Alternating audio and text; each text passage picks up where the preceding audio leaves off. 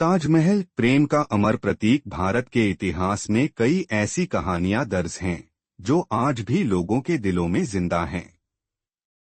इन्हीं में से एक है ताजमहल की कहानी। यह कहानी है प्रेम, त्याग और अमर याद की, जिसे देखकर हर दिल प्रेम की गहराई को महसूस करता है।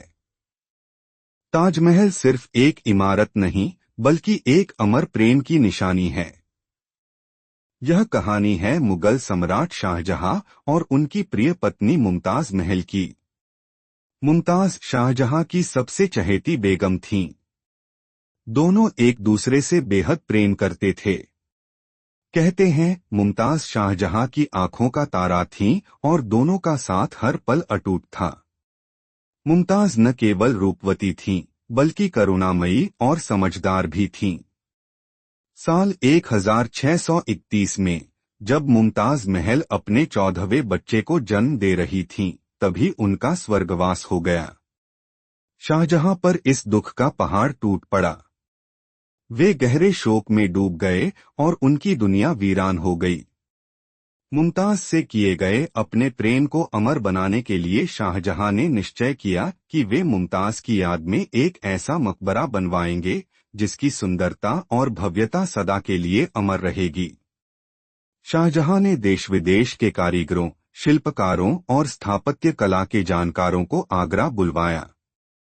मुमताज की कब्र यमुना नदी के किनारे बनवाने का निर्णय लिया गया। सफेद संगमरमर से बनी इस इमारत की नक्काशी में बेशकीमती पत्थरों का प्रयोग हुआ। कहा जाता है कि ताजमहल के निर्माण में लगभग 22 साल लगे और करीब 20,000 कारीगरों ने दिन रात मेहनत की। ताजमहल की वास्तुकला अद्भुत है।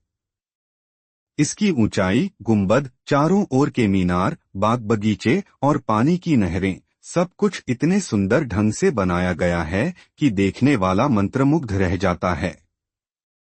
संगमरमर पर की गई नक्काशी और उसमें जड़े कीमती पत्थर ताजमहल की खूबसूरती को और भी बढ़ाते हैं। कहते हैं जब ताजमहल बनकर तैयार हुआ तो शाहजहां घंटों उसे निहारते रहे।